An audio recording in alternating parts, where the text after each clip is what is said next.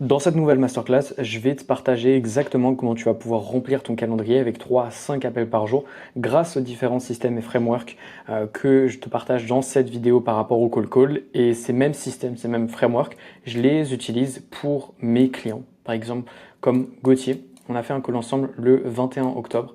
10 jours plus tard, il avait déjà booké du coup 4 R1 à partir de 7 personnes contactées uniquement. Et quelques jours plus tard, 3 jours plus tard, un devis à 7K, deux devis à 3K, 5 et des R1 à l'appel. Donc ces systèmes fonctionnent extrêmement bien, ça lui permet d'avoir un lead to call à environ 55% et ça uniquement le premier jour après avoir commencé à implémenter tout ce qu'on avait vu ensemble. Et c'est ce que je vais te partager aujourd'hui pour que tu aies un calendrier qui ressemble à ça tout simplement. Donc on va voir ensemble les bases, on va voir les personnalités, la personnalité et l'intonation à avoir en call, le framework des scripts, le framework des objections, le daily process tracking et comment avoir du feedback avec l'IA. Donc dans un premier temps, les bases, il y a 2 points que je veux clarifier aujourd'hui et qui va être la base d'absolument tout ce que je vais vous partager, enfin plutôt 3. Le volume, la régularité et le tracking. Premièrement, le volume, c'est un des points les plus importants. Sans volume, il n'y a pas de scaling. J'en vois certains d'entre vous, vous me dites, vous avez fait 10 call calls dans la journée, ça vous paraît énorme. Si aujourd'hui tu veux scaler ton agence à 10, 15, 20 cas par mois, il faut faire du volume, mais surtout être régulier. Appeler 100 prospects pendant 2 jours et ensuite ne plus faire de call calling pendant 3 jours puis reprendre, ça sert absolument à rien. Il faut que vous ayez une cadence minimale de 50 à 100 call calls par jour et par la suite de déléguer cette partie-là pour pouvoir avoir beaucoup plus en termes de quantité, augmenter le volume en déléguant. Ensuite, la régularité, c'est hyper important pour 2 choses. Premièrement, parce que si tu regardes sur un mois, si tu fais absolument tous les jours du call call et que tu fais le même nombre de call call, sur un mois, tu feras plus de call call que si tu en fais 50 un jour, puis tu arrêtes, puis tu reprends, puis tu refais 100 un autre jour, et puis la semaine d'après, tu en fais 30. La régularité et le volume, c'est les 2 points les plus importants tout simplement. Ensuite, le point aussi qui est pas important par rapport à la régularité, c'est que si vous n'êtes pas régulier, vous allez avoir de la mauvaise data et de la data plus longue à collecter. C'est-à-dire que pour avoir de la bonne data, il faut avoir du volume, mais surtout une période de temps sur laquelle vous avez récupéré cette data. On ne va pas récupérer de la data qui date d'il y a un mois, puis de la data qui est actuelle. On veut la dernière data updatée par rapport au marché actuellement. Et surtout, la data va être plus longue à collecter. Pour avoir de la bonne data, il faut faire du volume. Donc forcément, si tu n'es pas régulier et que tu fais des petits volumes, ne serait-ce que pour avoir une data sur 500 appels, en fonction, il te faudra 10 jours si tu fais 50 call calls par jour. Et puis, il t'en faudra uniquement 5 si tu fais 100 call calls par jour. Et donc, ça te permet aussi d'avoir une décision, de pouvoir prendre des décisions qui sont plus rapides. Plus tu as la data plus rapidement, le plus vite tu peux prendre justement de l'information. Donc si ton volume est trop faible, forcément les décisions de changement pour scaler vont être plus longues. Il y a une phrase qui est extrêmement simple qui dit Speed is king. Le mec qui est le plus rapide dans son exécution et dans son analyse gagnera toujours. Et surtout, quand je parle de régularité, même sur le long terme, la personne qui est régulier gagnera toujours. Okay, une personne qui contacte 50 personnes par jour gagnera toujours par rapport à quelqu'un qui en fera 500 en une semaine, puis plus rien pendant 3 semaines. Le troisième point, c'est le tracking et sera développé du coup plus tard dans cette vidéo. Ce graphe, il explique très clairement et la majorité de vos revenus de vos agences ressemble à ça pour la majorité des personnes qui regardent cette vidéo, tout simplement parce que vous n'êtes pas régulier et vous ne faites pas assez de volume ou alors vous ne traquez pas. Si aujourd'hui, tu as du volume à au minimum 100 par jour, de la régularité absolument tous les jours, tu fais 100 par jour et qu'en plus de ça, tu traques les résultats et tu comprends et t'analyses et tu fais des conclusions à partir de data claires sur pourquoi ça marche et pourquoi ça marche pas, tes revenus vont ressembler à ça, tu vas pouvoir scaler rapidement jusqu'à 15, 20, 30 cas par mois. Si aujourd'hui, tu fais pas de volume ou alors très peu de volume, que tu n'es pas régulier, on le voit sur ce graphique, etc., et que tu ne te rates pas, voilà les résultats que tu vas obtenir avec ton agence. Et la majorité d'entre vous, à chaque fois que je parle avec des agences qui veulent scaler à 10, 15, 20, 30 cas par mois, la majorité du temps, vos revenus ressemblent à ça. Il y a un mois où vous allez faire 10 cas, puis après, vous allez retomber à 0, puis en faire 5, puis en faire 3, puis en faire 8, puis en faire 7. Et en fait, concrètement, vous restez toujours entre ce 2 à 7 cas range, mais vous n'arrivez jamais à scaler au-dessus et surtout avoir un scaling qui est continu et ne jamais avoir fait moins que le mois dernier. Ensuite, le deuxième point qu'on va voir ensemble, c'est la personnalité et l'intonation. Le point qui est hyper important au call calling, c'est qu'on ne peut pas ressembler à un autre call caller dans un call center qui est là pour vendre de l'électricité, qui n'aime pas son thème, qui n'aime pas sa vie, etc. Parce qu'en fait, c'est hyper simple. Il y a une phrase qui dit Never judge a book by its cover, c'est-à-dire qu'on ne doit jamais juger une personne par une première impression, mais absolument tout le monde le fait. Les 4 premiers mots que vous allez dire en call call et la manière dont vous allez les dire et la manière dont vous vous exprimez, la personne va vous juger et déjà avoir un bref avis sur vous. Donc le point qui va être hyper important, c'est ajouter un côté de personnalité dans tout ça et soyez amical tout en restant professionnel. J'en vois trop d'entre vous qui essayent trop d'être trop corporate, etc. Sauf que c'est pas ce qu'on veut parce qu'au final, il y a un point qui est hyper important, c'est que les humains achètent à d'autres humains. Et en général, les humains qui se font confiance, c'est des gens qui se connaissent. Donc faites en sorte de parler à la personne comme si vous la connaissez, bien sûr en restant professionnel, etc., mais comme si c'était un client de longue date. Ensuite, au niveau de l'intonation, c'est hyper important que vous soyez détendu. Ça sert à rien de stresser, etc., en call call, etc., et le plus vous êtes détendu, le plus la personne va être détendue. Et surtout, il faut être curieux. Et ça, ces émotions-là, ça se partage, étant donné que la personne ne voit pas votre tête, ça se partage à travers l'intonation. Aujourd'hui, que si tu veux poser une question, tu vas ralentir, tu vois. Là, j'aimerais bien comprendre un petit peu mieux où vous en êtes exactement. Et quand tu ralentis comme ça ta cadence, ça amène de la curiosité. C'est pour ça que l'intonation va être hyper importante pour justement partager les différents sentiments, etc. au prospect lors de ton appel. Par exemple, savoir décélérer lorsque tu poses une question. Maintenant, on va voir ensemble le framework de script de call calling. Donc, le framework, il se divise en 3 parties. Premièrement, l'opener, ensuite le body qui est le pitch, et ensuite le moment où vous devez booker le call. L'opener, le but très clairement de l'opener, c'est break the ice. C'est-à-dire que je ne vous conseille pas de passer par 4 chemins, etc. Dites clairement à la personne, ok, là c'est un call. Est-ce que tu me donnes 30 secondes de ton temps ou tu préfères raccrocher maintenant? Le but, c'est de rentrer dans le vif du sujet. Pourquoi? Parce que dans tous les cas, tourner autour du pot, ça sert à rien. Parce qu'au final, quand vous allez arriver à votre réel opener et que vous avez déjà discuté pendant 1 minute 30 avec la personne, et qu'elle vous dit non, au final vous avez perdu 1 minute 30. Si tu mets ça sur 1000 call calls, je peux t'assurer que ça fait énormément de temps perdu. Surtout que ça sert absolument à rien de tourner autour du pot. Ensuite, au niveau du body et du pitch, une fois qu'on a l'accord de la personne, etc., de pitcher, le but, ça va être de vendre uniquement le résultat et pas votre service. Ok, on ne veut pas dire ouais, on fait des sites web, etc., où on s'occupe des campagnes d'ads de nos clients, etc. Non, vous vendez uniquement le résultat. Nous, ce qu'on fait, c'est qu'on apporte X ou Y résultat à la personne.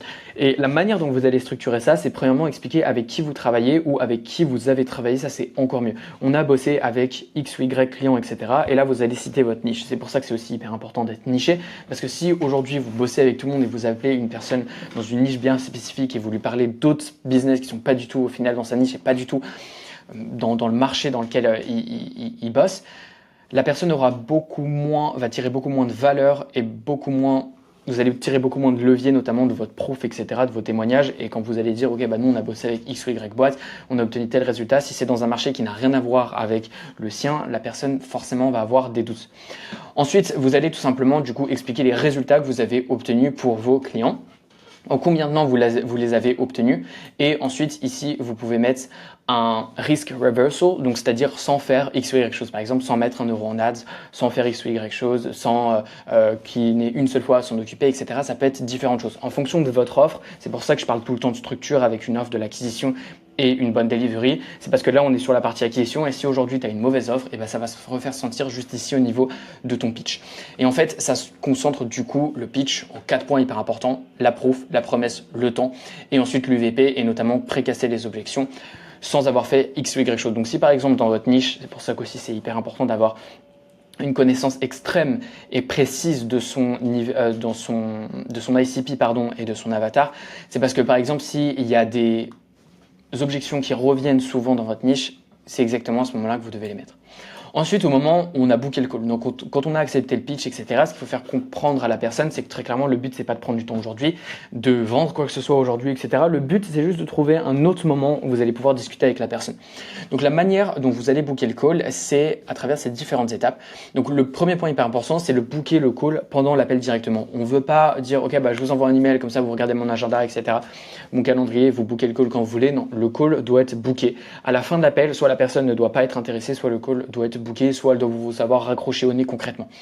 Ensuite, il faut booker le call le plus tôt possible. Si vous voulez, à partir du moment où vous avez fait le call, votre prospect il rentre dans votre cycle de vente. Et forcément, plus votre cycle de vente va être long et étalé, plus cette information et cette nouveauté, etc. au niveau de la formation va baisser. Donc le but, c'est de booker le call le plus rapidement possible. Si vous pouvez booker le jour même, c'est encore mieux. Sinon, 24 à 48 heures plus tard. Si vraiment la personne vous dit qu'elle n'est pas disponible, ne lui proposez pas forcément directement un créneau à la semaine d'après, mais rassurez-la sur le fait que l'appel va uniquement durer 15 minutes, que ça va être un appel hyper rapide, etc. pour comprendre où ils en sont et si de même vous pouvez les aider. Et si c'est pas le cas, dans tous les cas, ils pourront repartir avec votre système et l'implémenter eux-mêmes. Ensuite, au niveau des créneaux, il faut donner des choix binaires. C'est-à-dire qu'il faut éviter à tout prix le « vous êtes dispo quand ». Ça fait réfléchir à la personne, elle va se dire « ok, quand est-ce que je suis dispo, est-ce que je veux le faire, est-ce que je veux pas le faire ?» Il faut uniquement avoir des choix binaires avec des questions fermées. C'est-à-dire de proposer uniquement un créneau, par exemple, demain 14h, c'est bon pour vous ? Oui, c'est bon, parfait, on book. Non, c'est pas bon, la personne va automatiquement proposer un autre créneau. Et en fait, en agissant de cette manière, vous faites comme si la personne avait déjà donné 100% de son accord et que le call était en fait quasiment déjà booké. Ensuite, vous allez récupérer l'email et booker le call et ensuite faire accepter le call à la personne. Donc, il faut qu'elle aille dans ses emails et vous avez probablement jamais envoyé un email à cette personne. Donc, ça va probablement atterrir dans ses spams. Et ensuite, vous allez lui demander d'ajouter à l'agenda du coup votre appel, ce qui va permettre de s'assurer que tous les autres follow-up, etc. et les ressources et le funnel en fait de prévente avant l'appel, la personne va recevoir absolument tout parce que ça ne va plus atterrir dans les spams parce que l'email a été accepté et notamment d'accepter l'appel. Et ensuite sur votre calendrier, vous pouvez voir que si la personne, il y a une petite coche verte comme ça veut dire qu'elle a accepté l'appel. Et ensuite, vous expliquez du coup la suite des étapes sur ce qui va se dérouler, comment l'appel va se dérouler, etc. Très rapidement, les ressources qu'il va recevoir, les follow-up, etc. Ça doit être extrêmement rapide, mais tout doit être organisé comme un funnel. Ensuite, au niveau des frameworks, des objections, ça fonctionne comme ça. On a compréhension, argument, CTA. Donc, le point par rapport à ça, c'est que ce framework, en gros, ce que je suis en train de vous donner aujourd'hui, c'est pas un script où vous allez avoir une objection et vous allez répéter bêtement ce que vous avez appris. Parce qu'en fait, le jour où tu as une objection un petit peu différente, tu vas te retrouver sans réponse. Le but, c'est d'apprendre le framework et de maîtriser le framework. Comme ça, on peut donner n'importe quelle objection. Même, ah, j'ai mon chien qui doit manger là maintenant. Tu auras le framework pour justement contrer ça. Donc, premièrement, on a la compréhension. C'est très similaire au closing. C'est-à-dire que on va reconnaître et valider l'objection du prospect. Je comprends totalement, etc. C'est totalement normal, etc. Ensuite, on va donner un argument contraire, donc offrir une raison convaincante pour surmonter l'objection. Et ensuite, on va du coup partager la suite des étapes en fait qui va être notre CTA, donc engager le prospect à prendre l'étape suivante. Donc je vais vous donner un exemple très simple sur une objection classique. Vous pouvez m'envoyer tout ça par mail. Puis-je être honnête avec vous, Chris? Oui, cet email va finir dans vos spams et n'aidera personne. Là, du coup, on a eu la compréhension ici. Ensuite, ici, on a eu l'argument, cet email va finir dans vos spams et n'aidera personne. Et ensuite, le CTA, j'ai quelque chose d'intéressant à vous proposer si vous m'accordez 30 secondes de votre temps pour vous expliquer ce que nous faisons, si cela vous intéresse. Sinon, je ne vous dérangerai pas plus et je vous retirerai de ma liste. Donc là, ensuite, on a le CTA. Si vous m'accordez 30 secondes, voilà ce qui va se passer après.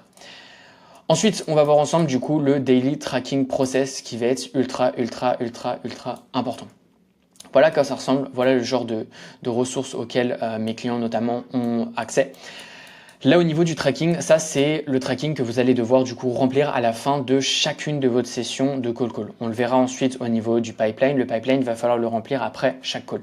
Donc notamment si vous voulez avoir ce tracking sheet, envoyez-moi un DM sur Insta, gaspard.xp, allez me follow là-bas si ce n'est pas déjà le cas. Sinon, envoyez-moi juste un message en me disant je veux le tracking pour le call calling et je vous l'enverrai tout simplement.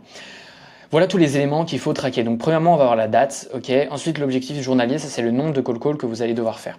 Ensuite, le nombre de leads que vous avez contactés, donc le nombre de personnes que vous avez appelées. Ici, ça va calculer votre taux de réussite. Donc par rapport à vos objectifs journaliers, à quel point vous avez été successful et avez fait les quantités nécessaires, le volume nécessaire. Ensuite, par rapport aux leads que vous avez contactés, le nombre de réponses que vous avez eues, ça va calculer du coup votre pick-up rate, donc le nombre de personnes qui ont en fait décroché le téléphone.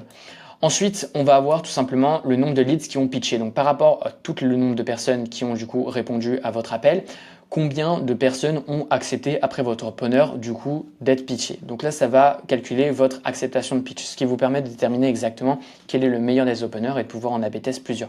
Ensuite, le nombre de calls que vous avez booké, ensuite votre lead to call, donc par rapport aux leads pitchés, combien du coup ont booké. Ça, à la fin de chaque session de call calling, vous devez le remplir absolument, c'est hyper important. Ça vous permet d'avoir des informations clés sur la suite et sur quoi vous devez bosser pour améliorer le nombre de calls que vous bookez en call calling. Ensuite, à la fin de chaque appel, vous devez avoir un pipeline dans ce style avec à chaque fois le nom, le prénom de la personne, etc., son numéro de téléphone, son email si besoin, etc., notamment pour les follow-up, même si la personne va vous le donner. Et ensuite, vous allez remplir toutes ces informations-là. Donc, une fois que la personne vous a donné notamment son email, vous allez pouvoir le rajouter dans l'opportunité et surtout le faire évoluer au fur et à mesure des différents stades. Donc là, imaginons que ce soit New Leads, ça c'est toutes les personnes que vous devez appeler. Une fois que vous avez appelé la personne, vous le bougez dans, par exemple, appel 1. Imaginons qu'elle n'avait pas répondu. Si elle n'a pas répondu à l'appel 1, vous le mettez là. Ensuite, appel 2, appel 3, etc. Si maintenant la personne du coup a répondu mais qu'elle n'est pas intéressée, vous allez le bouger dans un autre stade du coup du style nurture. Si la personne a été bookée, vous allez le booker dans un autre stage du style booked.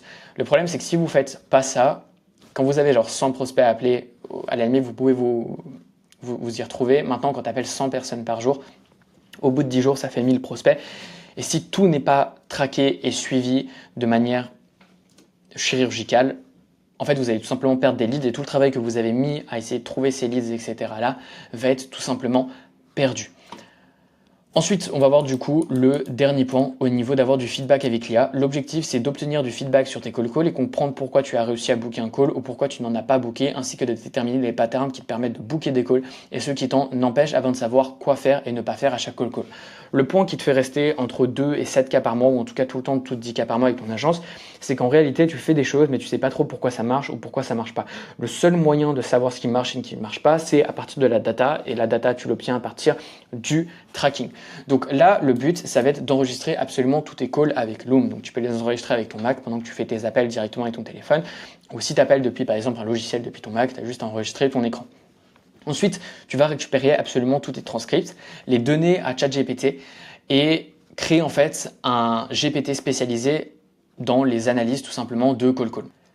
Après avoir créé du coup ton agent GPT, tu vas lui demander, donc tu vas récupérer tous les transcripts, tous les fichiers par exemple depuis Loom, c'est des fichiers SRT, tu vas tous les récupérer, lui donner et lui demander d'analyser absolument toutes tes call calls. Ça va pouvoir te permettre d'identifier des patterns de pourquoi tu bookes des calls et pourquoi tu bookes pas de calls, et après te créer deux listes de toutes les choses que tu dois faire pour absolument booker le call ou augmenter un maximum ton lead to call et toutes les choses que tu ne dois pas faire pour justement éviter de ne pas booker un call lors d'un call.